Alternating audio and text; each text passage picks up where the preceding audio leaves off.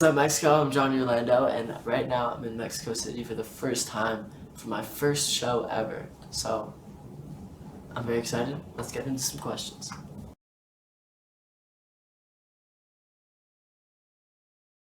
I always really loved music, but I was never it was never my dream to be an artist until I actually started doing it, and I was like, wow, this is actually really fun. But I was 8 years old when I started on YouTube, but it was probably when I was like 11 or 12 that I was like, okay, I want to do this for the rest of my life.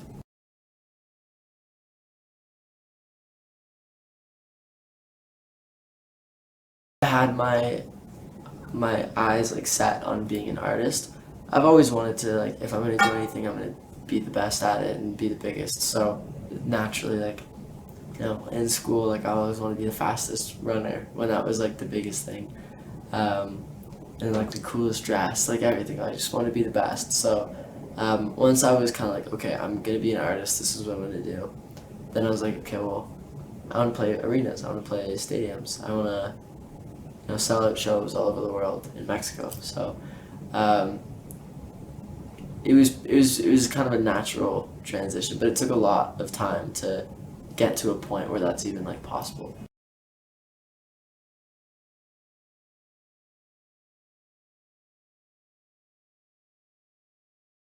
I'm sure it did. I think growing up with sisters just makes you a bit of a different person, especially the type of sisters that I had. Um, a little bossy. Because I had two older sisters. One of them 7 years older than me, and one of them five. Um, so it's like I had two more mothers in the house at all times, and also my second oldest sister Darian uh, did all the music stuff with me. So definitely had a big role in influencing my life and my career. Because she was there at the very beginning. She started it with me. It was her idea. So for sure, and just probably I don't have anything to compare it to, but the way that I think is almost definitely related to growing up with sisters, and like how I treat people and how I treat women, and yeah.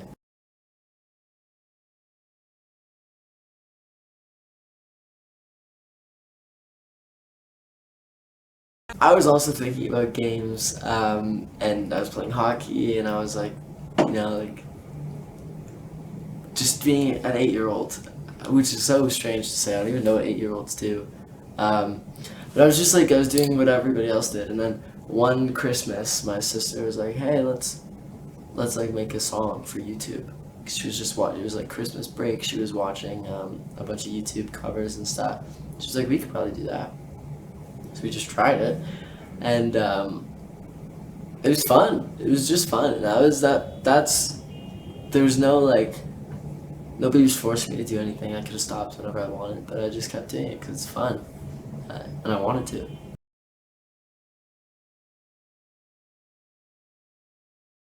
So it wasn't actually the moment that I started. It took a few years to build up a following. I hit 100K on YouTube when I was like 11 or 12 maybe. And that was a big moment. But still, like Instagram and Twitter and everything else, we're lagging behind. But it's taken 11 years to get to this point, almost 11 years. Um, and for sure, there's been points where like there's a big increase, but usually it's like that kind of thing. Like there's never just been like a meteoric rise. It's always been very gradual. Um, I think it's just keeping at it and like consistency and persistency, and connecting with my fans. I love doing it, and people really appreciate it when like they feel appreciated. Because like the fans give hours and hours and hours and hours of their lives, and at least I could do to say hello. Um, so I think it's all of those things, just being genuinely appreciative and being honest and wanting to do it at the end of the day.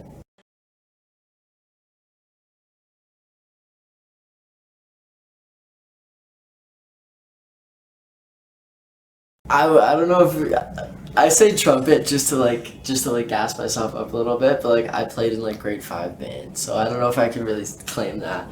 And I'm okay at the other ones, but I have always just wanted to be proficient enough to be able to know what I'm talking about. So like if somebody says like, "Oh, play a C sharp minor," I can just go over to the piano and play it. And that's really all I need to know. Because at the moment, don't really produce. And I also learned how to do that a little bit just so I could tell producers what I wanted. And I also learned how to like mix vocals and record myself.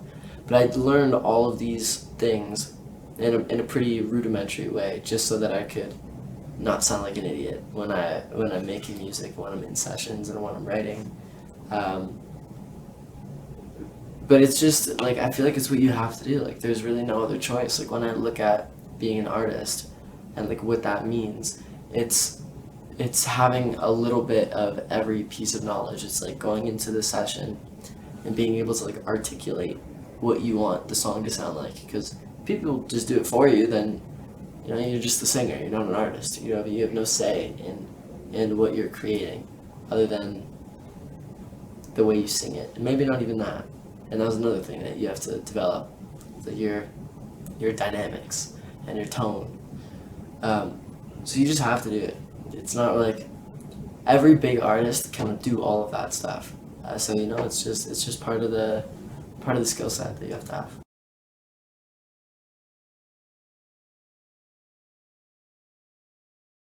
I'm sure it has happened. There's definitely parts of my life that I notice being a little bit different than other people, like the way I think.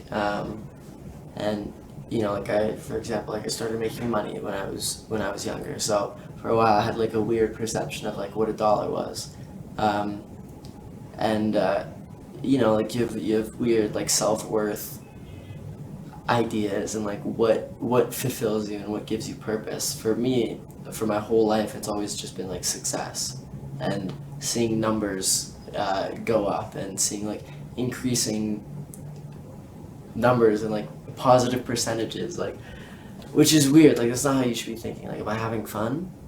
Yes. Okay, good. Like then keep doing it, man. Like not everything's about pure success all the time. Of course, it's nice to be successful, and it's nice to be successful and have everything else that comes with it. But there for sure have been parts of my life that have been a little not messed up, but a little out of whack, just because the strange upbringing that I've had. My family has really helped a lot with keeping me in check, so to say. Um, I think there's been moments where they're like, this guy is like a moron. This, like he has to chill. And there were times that I definitely like just needed to chill. Like as a 13-year-old making money, like you tend to be a douchebag. So I think at this point I'm a pretty well rounded person. I'm happy to say, but it's definitely just about being introspective and then also taking advice from people that you trust.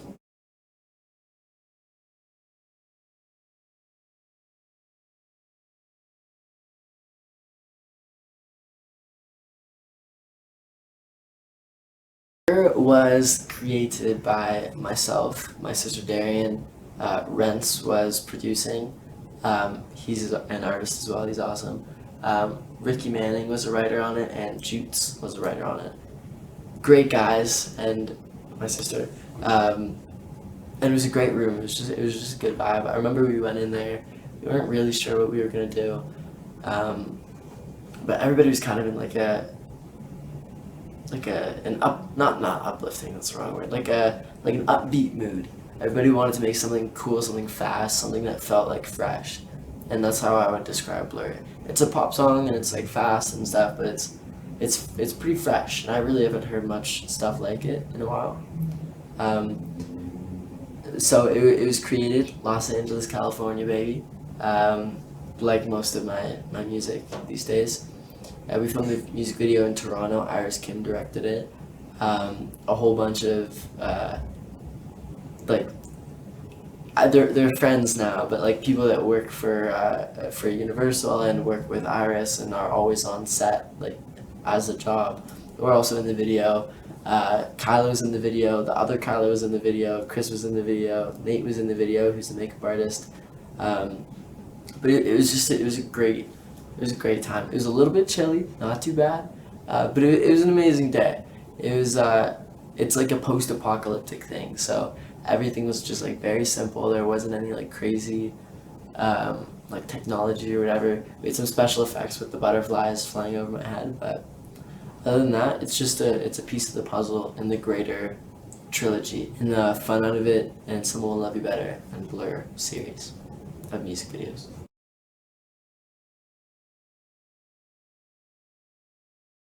On my album, you will find 10 songs, 2 interludes, right? You will find 10 songs, 2 interludes, straight from the heart. And that's supposed to be a joke, straight from the heart. But it really is, it's just stuff that I've been thinking about for a really long time. There's this like concept that I've been thinking about since I was a little kid. And it's that like beautiful people always have the biggest secrets and like the most debilitating things that aren't immediately visible, but you get to know them, and it becomes very apparent that something's a little bit off.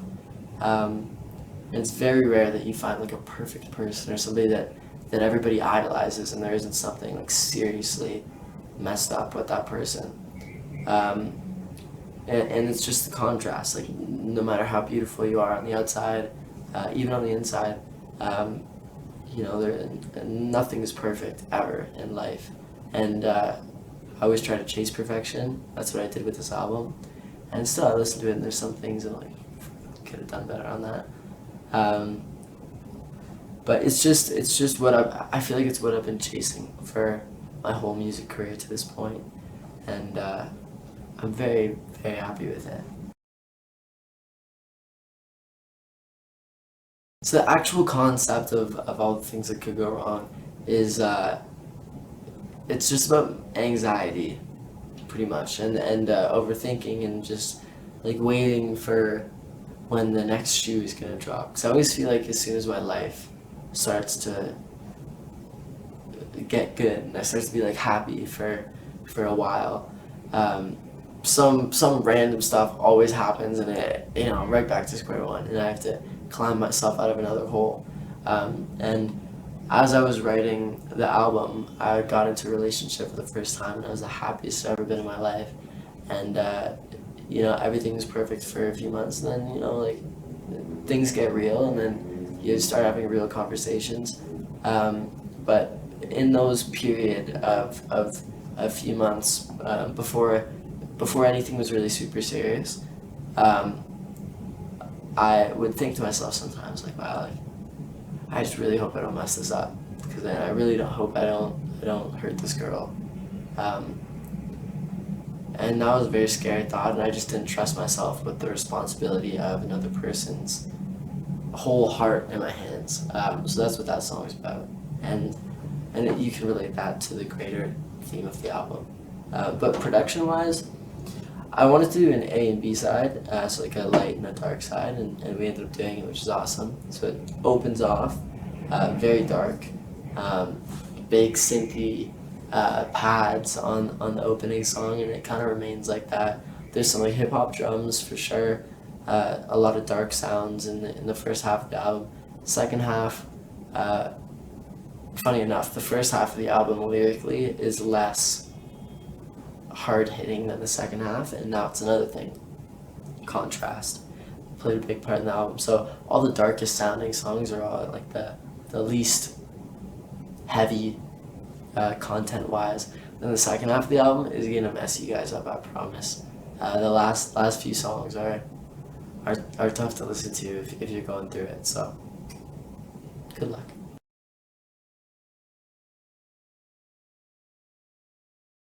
For the first time in a long time, we have a collab, and it's Benny on Fun Out of It, and it was awesome. The whole experience was awesome. She's really cool, and she was in the music video as well.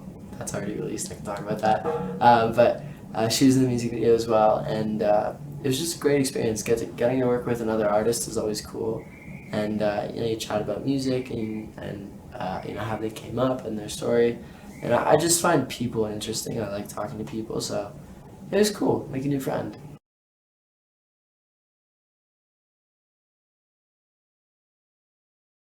Mexican audience can expect a spectacular. It's not that spectacular. I just have fun on stage, to be honest.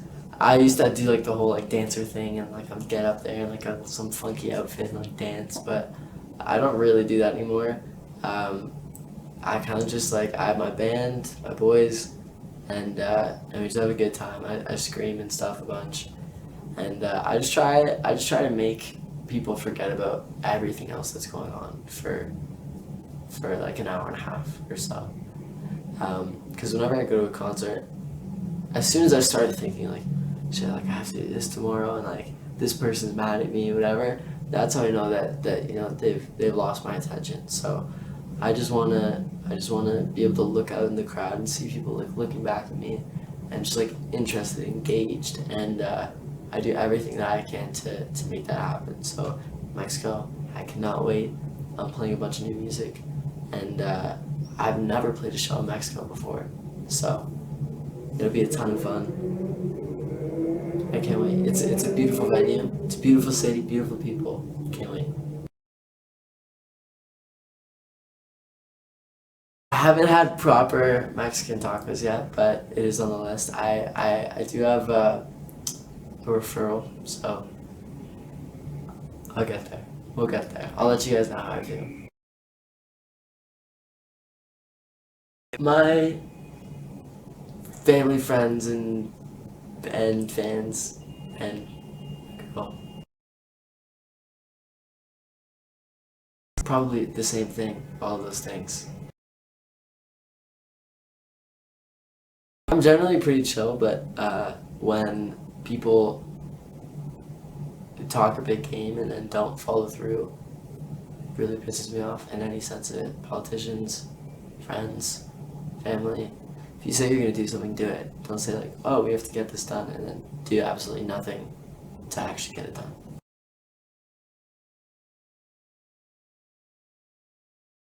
I'd have to say music. I think I love it. I'm an artist. That's what I do. Favorite movie is Top Gun, probably. First and the second one. Very good. Very, very good. Favorite food would have to be a burger. I had a burger just before this interview.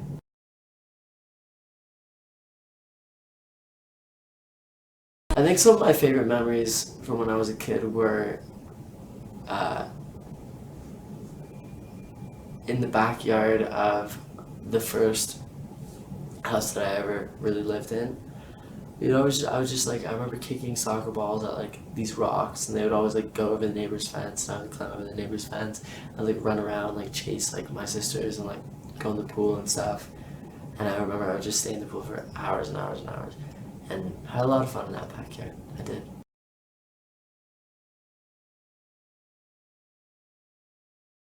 Man, if I had like speakers and like a couple of my friends and some Kool-Aid, I'd be good. I would be good. I always have really real dreams that are like just ever so slightly like not real. Like something's weird. Like I'll be walking along the street and then I just see somebody like start flying or something like some people just start floating away and they'll be like, ah, get me down. I can't remember though. I can't remember. I used to have a bunch of flying dreams though. Like I had a jetpack when I was younger. I didn't have one. I had a bunch of dreams. Anyways.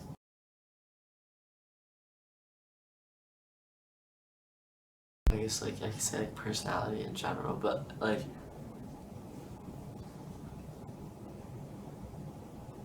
just like being on the same like wavelength as me. I feel like I like a lot of people, but I really can't like. I'm not super close with a lot of people, because I just like I had a weird childhood and I had a weird life so far. So I like my brain kind of works differently. You know, I'm used to hanging out with like people that are like 10 years older than me. I'm not gonna date a girl that's 10 years older than me. And I also have a girl, so please. Um, but like, you know, like I remember when we first started talking, it was like so strange. Like everything was in common. It was so weird. And even like to this day, like look at each other and I know exactly what's going on in there, and it's just the strangest thing in the world. It just our brains work the same. I love that. Thank you guys so much for watching me answer some questions. I have a debut album coming out August 19th. All the things that could go wrong. Have a great day.